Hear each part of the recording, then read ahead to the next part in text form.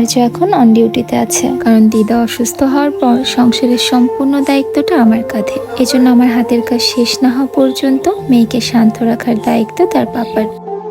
ওর বয়স এখনো 5 মাস হয়নি, তবুও কেন যেন আমাদেরকে খুব ভালো চিনে গেছে। আমি, ওর পাপা, ওর দাদুন, এদেরকে ওর ভীষণ পছন্দ। আমাদের কাছে একটুও কান্না করে না, কিন্তু বুনু আর টুম্পা দিদির কাছে গেলেই কান্না করে। ওর বাবা চলে যাওয়ার পর আমি সবটা কিভাবে সামলাবো, এটাই এখন আমার সব থেকে বড় চিন্তা। দিদা সুস্থ থাকতে তো আমার তেমন কিছু করতেই হতো না, এজন্য মেয়েকে সামলানো নিয়ে খুব বেশি চিন্তাও ছিল না। কিন্তু এখন তো সবকিছু দেখাশোনা আমাকেই করতে হবে।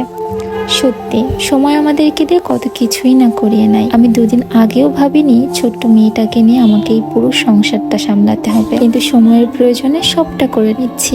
হয়তো বা সবকিছু পারফেক্টলি হচ্ছে না, তবু যতটুকু হচ্ছে এটাই যথেষ্ট। এখন না সময়কে যেন আমি বেঁধে রাখতে পারি না। কখন সকাল হচ্ছে, কখন রাত হচ্ছে, কিছুই বোঝার সুযোগ পাচ্ছি না। এই তো 2 দিন আগেও দিদা আমাদের সবাইকে ভাত বেড়ে খাওয়াতো, আর আজকে দিদাকে খাইয়ে দিতে হচ্ছে। মানুষটা কেমন যেন একদম ঝিমিয়ে পড়েছে, কিন্তু মনোবল ভীষণ দৃঢ়। সে আরও আমাদেরকে সাহস দিচ্ছে, আমার কিচ্ছু হবে না, আমি ঠিক হয়ে যাব, ভালো তো আমাকে হতেই হবে। সে এত বেশি অসুস্থ, তবু আমরা কি করছি না করছি তার দিকে নজর কিন্তু তার সর্বদা। আমি সবার যত্ন ঠিকভাবে নিচ্ছি কিনা, খাওয়া দাওয়া হচ্ছে কিনা, মনের খেয়াল রাখছি কিনা, নিজের খেয়াল রাখছি কিনা, সব সময় সেগুলোর খোঁজ রাখে। ভগবান খুব তাড়াতাড়ি দিদাকে সুস্থ করে দিই। আমাদের পরিবারে দিদা বট বৃক্ষ, আমাদের এই সংসারে দিদাকে ভীষণ প্রয়োজন।